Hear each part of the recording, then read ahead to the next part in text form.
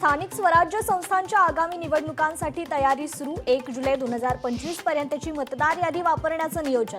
राज्य निवडणूक आयोगाची माहिती। सह्याद्री ग्रुपचा ताबा आता मणिपाल ग्रुपकडे जाणार। मणिपाल हेल्थ एंटरप्राइजेस कडून 6400 कोटी डील। विविध शहरात सह्याद्री ग्रुपचे एकूण 11 रुग्णालय। कोल्हापूरच्या धरण क्षेत्रात पावसाची संततधार कायम। पंचगंगेची पाणी पातळी पोहोचली 26 फूट 2 इंचांवर। 38 बंधारे अद्यापही पाण्याखाली। पर्यायी मार्गाने वाहतूक सुरू।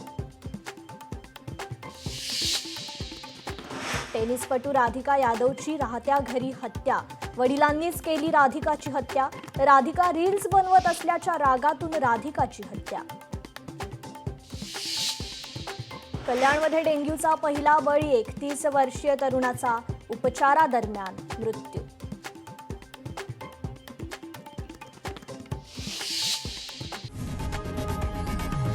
लोकशाही मराठी ऐका, पहा, जागरूक रहा।